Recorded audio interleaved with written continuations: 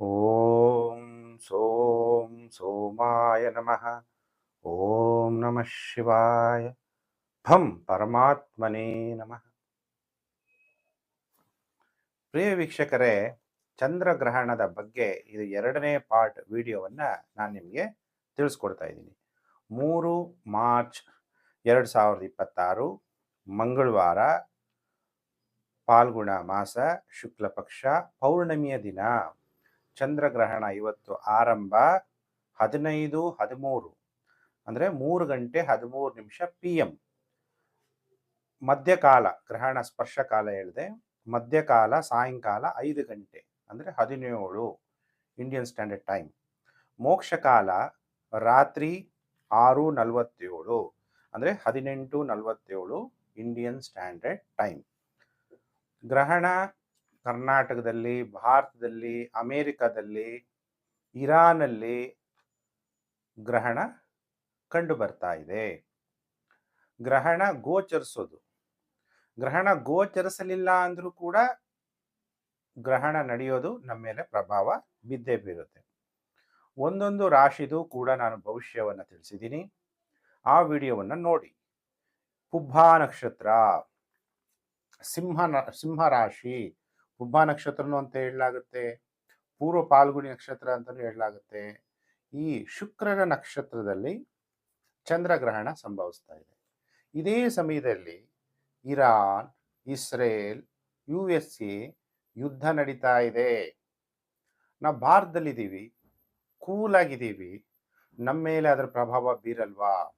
ಈ ಯುದ್ಧದ ಭೀತಿ, ಯುಗಾದಿ ಭವಿಷ್ಯ ಹಾಕಿದ್ದೀನಿ ಈ ವರ್ಷದ್ದು. ಯುಗಾದಿ ಆರಂಭ ಆಗೋಕ್ಕಿಂತ ಮೊದಲೇ ಯುದ್ಧ ಆರಂಭ ಆಗೋಗಿದೆ. ಈ ವರ್ಷನೂ ಕೂಡ ಯುದ್ಧದ ಭೀತಿ ಇರುತ್ತೆ ಅನ್ನೋದು ಯಾರ್ಯಾರು ಯುಗಾದಿ ವರ್ಷ ಭವಿಷ್ಯವನ್ನು ನೋಡಿದ್ದೀರಿ ನಿಮಗೆಲ್ಲ ಗೊತ್ತಿದೆ. ಹಾಗಾದರೆ ಇವಾಗ ಏನಾಗುತ್ತೆ ಈ ಯುದ್ಧದಿಂದ? ಇನ್ನು ಯುದ್ಧ ಎಲ್ಲೆಲ್ಲಿ ಹರಡುತ್ತೆ ಅನ್ನೋಂತಹ ಜಾತಕಗಳನ್ನ ನೋಡಬೇಕು ಅಂದಾಗ ಇರಾನ್ ಜಾತಕವನ್ನು ನೋಡಬೇಕಾಗುತ್ತೆ, ಇಸ್ರೇಲ್ ಜಾತಕವನ್ನು ನೋಡಬೇಕಾಗುತ್ತೆ, ಡೊನಾಲ್ಡ್ ಟ್ರಂಪ್ ಜಾತಕ, ಅಮೇರಿಕಾದ ಅಧ್ಯಕ್ಷ ಮತ್ತು ಅಮೇರಿಕಾದ ಜಾತಕಗಳನ್ನು ನೋಡಬೇಕಾಗುತ್ತೆ. ಈಗ ಯುದ್ಧ ನಡೆಯೋ ಟೈಮಲ್ಲಿ, ಈ ಯುದ್ಧ ನಡೀತಾ ಇದೆ, ಸೂರ್ಯಗ್ರಹಣದ ನಂತರ ಯುದ್ಧ ಆರಂಭ ಆಗೋಯ್ತು. ಈಗ ಚಂದ್ರಗ್ರಹಣ, ಇವತ್ತಿನ ದಿನ ಚಂದ್ರಗ್ರಹಣ. ಇರಾನ್ ಜಾತಕದ ಪ್ರಕಾರ ಕಟಕ ಲಗ್ನ, ದ್ವಿತೀಯ ಭಾವದಲ್ಲಿ ಶನಿ ಮತ್ತು ರಾಹು ಈ ಜಾತಕದಲ್ಲಿ, ಇರಾನ್ ಜಾತಕದಲ್ಲಿ ಸಂಚಾರ. ಗ್ರಹಣ ನಡೀತಿರೋದಲ್ಲಿ ಸಿಂಹ ಅಂದರೆ ಎರಡನೇ ಭಾವ. ಎರಡನೇ ಭಾವ ಅಂದಾಗ ಧನ, ಸಂಪತ್ತು, ಅಲ್ಲಿರುವಂತಹ ಭೂಮಿಯೊಳಗಿನ ನೈಸರ್ಗಿಕ ಸಂಪತ್ತನ್ನ ಸೂಚಿಸುತ್ತೆ. ಈ ಗ್ರಹಣ 180 ಡಿಗ್ರಿ ತಗೊಂಡಾಗ ಸಿಂಹ, ಕನ್ಯಾ, ತುಲಾ, ವೃಷಿಕ, ಧನಸ್ಸು, ಮಕರ, ಕುಂಭ ಒಂದು ಸೈಕಲ್ 180 ಡಿಗ್ರಿವರೆಗೂ ತಗೊಂಡಾಗ ಸಿಂಹ ಮತ್ತು ಕುಂಭ ರಾಶಿಗೆ ಈ ಗ್ರಹಣದ ಎಫೆಕ್ಟು 180 ಡಿಗ್ರಿ ಎಫೆಕ್ಟು ಇರುತ್ತೆ ಅನ್ನುವಂಥದ್ದು. 8ನೇ ಮನೆಯಲ್ಲಿ ಕೇತು ಇರಾನ್ ಜಾತಕದಲ್ಲಿದ್ದಾನೆ. ಇರಾನ್ ಜಾತಕದಲ್ಲಿ ವಿಶ್ವದ ಪ್ರಮುಖ ಕಚ್ಚಾ ತೈಲ ಉತ್ಪಾದಿಸುವಂತಹ ದೇಶ ಇರಾನ್. ಆ ಸಂಪತ್ತಿಗೆ ನಷ್ಟದ ಸೂಚನೆ ತೋರಿಸ್ತಾ ಇದೆ. ಯಾಕೆಂದ್ರೆ ಕೇತು ಆಗಲೇ ಪ್ರವೇಶ ಆಗಿ, ಗೋಚಾರದ ಕೇತು ಸಿಂಹ ರಾಶಿಯ ಮೇಲೆ ಈಗ ಸಾಗುತ್ತಾ ಇರೋದ್ರಿಂದ ಮುಂದಿನ ಕೆಲವು ದಿನಗಳಲ್ಲಿ ಕಚ್ಚಾ ತೈಲ ನಿಕ್ಷೇಪಗಳಿಗೆ ಹಾನಿಯಾಗಿ ತೈಲ ಬೆಲೆ ಬಹಳ ಹೆಚ್ಚಾಗುವಂತಹ ಸಾಧ್ಯತೆಗಳು ತುಂಬಾ ನಿಖರವಾಗಿ ಕಂಡು ಬರ್ತಾ ಇದೆ. ಶನಿ ಮತ್ತು ಕುಜ ನೀರಿನ ಅಂಶದಲ್ಲಿ ಸಾಗೋದ್ರಿಂದ ಕಚ್ಚಾ ತೈಲ ವಿಶ್ವದಲ್ಲಿ ಬಹಳ ನಾಶ ಆಗುವಂತಹ ಸಾಧ್ಯತೆಗಳು ಕೂಡ ಕಂಡು ಬರ್ತಾ ಇದೆ. ಹಾಗಾದರೆ ಡೊನಾಲ್ಡ್ ಟ್ರಂಪ್ ಜಾತಕ ನೋಡೋಣ.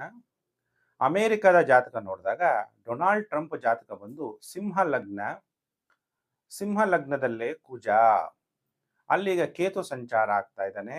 ಆ ಜೊತೆಗೆ ಗ್ರಹಣ ಚಂದ್ರ ಕೂಡ ಸಿಂಹ ಲಗ್ನದಲ್ಲೇ ಸಂಚಾರ.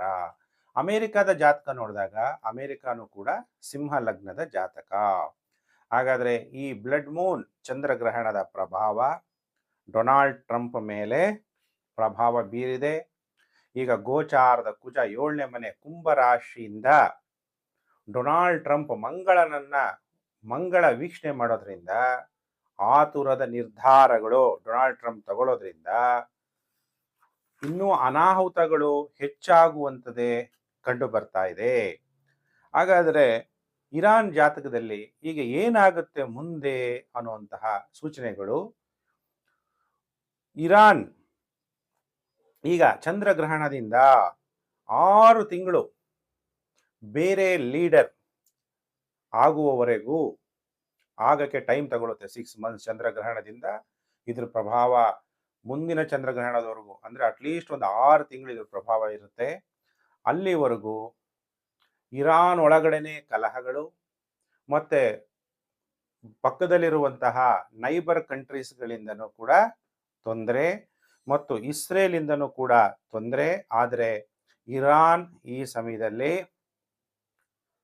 ತನ್ನ ಶಕ್ತಿಯನ್ನ ಬಹಳ ಚೆನ್ನಾಗಿ ವಿಶ್ವಕ್ಕೆ ತೋರಿಸುತ್ತೆ ಅನ್ನೋದು ಇರಾನ್ ಜಾತಕ ಕಂಡು ಬರ್ತಾ ಇದೆ. ಇರಾನ್ ಜಾತಕದಲ್ಲಿ ಈಗ ಮತ್ತೆ ಎಷ್ಟೋ ವರ್ಷಗಳ ಕಳೆದ ನಂತರ ಹಳೆ ಪರ್ಷಿಯಾದ ಧರ್ಮ ಮತ್ತೆ ಅಲ್ಲಿ ಸ್ಥಾಪನೆ ಆಗುವಂತಹ ಸೂಚನೆಗಳು ಕೂಡ ಇರಾನ್ ಜಾತಕದಿಂದ ನಾವು ನೋಡ್ಬೋದು. ಮತ್ತೆ ಪರ್ಷಿಯವಾಗಿ ಪರಿವರ್ತನೆ ಆಗುತ್ತೆ. ಲೀಡರ್ಶಿಪ್ ಕೂಡ ಚೇಂಜ್ ಆಗೋಕ್ಕೆ 6 ಮಂತ್ಸ್ ಟೈಮ್ ಹಿಡಿಯುತ್ತೆ.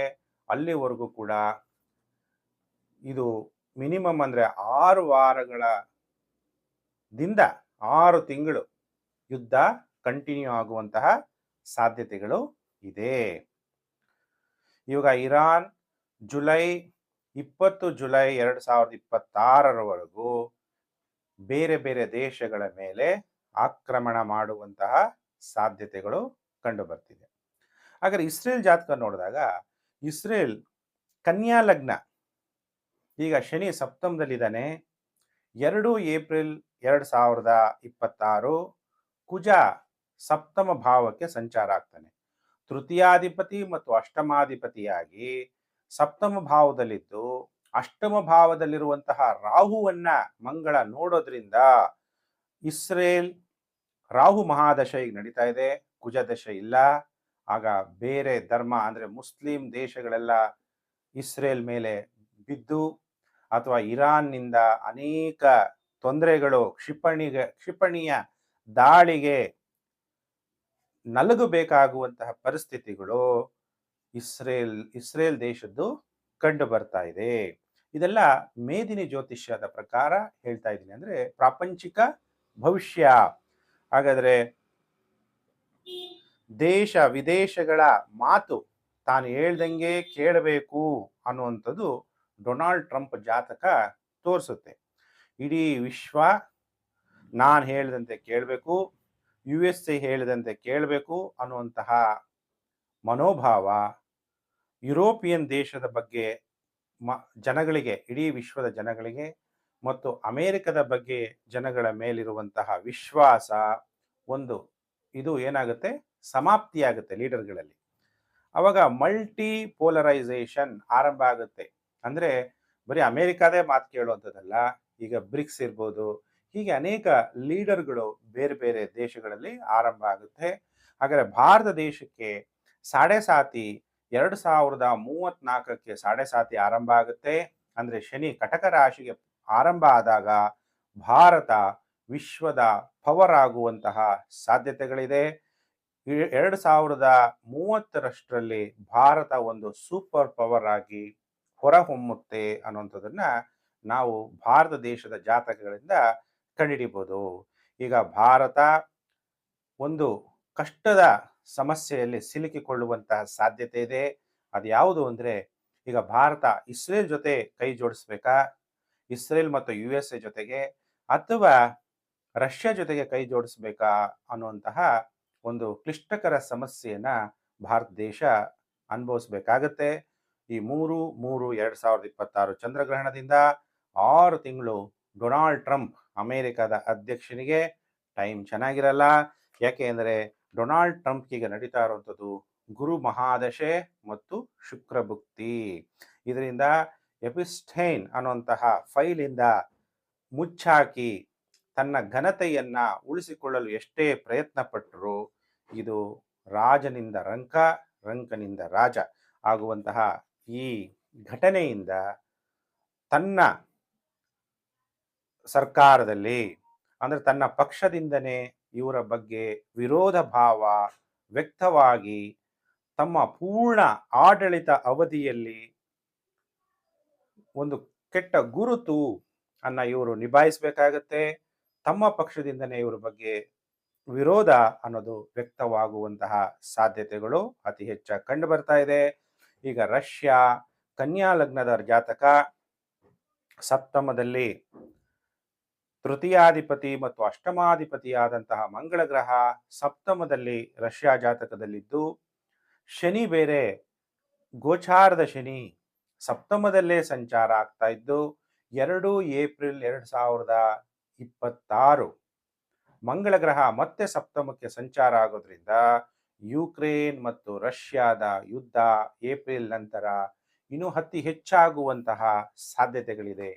ಇದೆಲ್ಲ ಹೆಚ್ಚಾಗೋದ್ರಿಂದ ಕಚ್ಚಾ ತೈಲ ಜಾಸ್ತಿ ಆಗೋದ್ರಿಂದ ಏನಾಗುತ್ತೆ, share market, world share market ಆಗಿರ್ಬೋದು, ತುಂಬಾ ಹೆಚ್ಚು ಕ್ರ್ಯಾಶ್ ಆಗುವಂತಹ ಸಾಧ್ಯತೆಗಳು ಈ ವರ್ಷ ಕಂಡು ಬರ್ತಾ ಇದೆ. ಅದರ ಪ್ರಭಾವ ಭಾರತ ದೇಶದ ಶೇರ್ ಮಾರ್ಕೆಟ್ ಮೇಲೂ ಪ್ರಭಾವ ಬೀರುತ್ತೆ. ಆದರೆ ವಿಶ್ವದಲ್ಲಿ ಆಗುವಂತಹ ಶೇರ್ ಮಾರ್ಕೆಟ್ಗಾಗುವಂತಹ ಕ್ರ್ಯಾಶ್ ಕಮ್ಮಿ. ಭಾರತ ದೇಶದ ಶೇರ್ ಮಾರ್ಕೆಟ್ ನಿಫ್ಟಿ 50 ಆಗುವಂತಹ ಕಡಿಮೆ ಸ್ವಲ್ಪ ಇರುತ್ತೆ, ಆದರೆ ಕ್ರ್ಯಾಶ್ ಆಗುತ್ತೆ.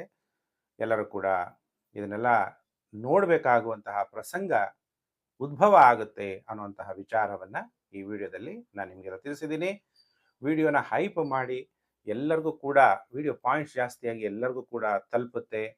ವಿಡಿಯೋನ ಶೇರ್ ಮಾಡಿ, Facebook, WhatsApp group, Telegram group ಎಲ್ಲರಿಗೂ ಕೂಡ ಜ್ಯೋತಿಷ್ಯ ವಿಚಾರ ಗೊತ್ತಾಗಲಿ ಅನ್ನುವಂತಹ ನಿಮಗೆ ರಿಕ್ವೆಸ್ಟ್ ಮಾಡ್ತಾ, ಹೊಸಬ್ರಿಗೆ ಸಬ್ಸ್ಕ್ರೈಬ್ ಮಾಡ್ಕೊಳ್ಳಿಲ್ಲ ಅಂದರೆ ವಿಡಿಯೋ ಹೊಸದು ಬರಲ್ಲ. ಸಬ್ಸ್ಕ್ರೈಬ್ ಮಾಡ್ಕೊಳ್ಳಿ, ನೋಟಿಫಿಕೇಶನ್ ಬೆಲ್ ಆಲ್ ಅನ್ನೋದು ಒತ್ತಿ. ಪ್ರಿಯ ವೀಕ್ಷಕರೇ, ನಿಮಗೆಲ್ಲ ಭಗವಂತ ಒಳ್ಳೇದು ಮಾಡಲಿ. ಸಮಸ್ತ ಲೋಕೋ ಸುಖಿನೋ ಭವಂತು. ಪ್ರಿಯ ವೀಕ್ಷಕರೇ, ನಾನು ಮತ್ತೊಂದು ವಿಡಿಯೋದಲ್ಲಿ ಮತ್ತೆ ನಾನು ನಿಮ್ಮನ್ನು ಭೇಟಿ ಮಾಡ್ತೀನಿ. ನಮಸ್ಕಾರ.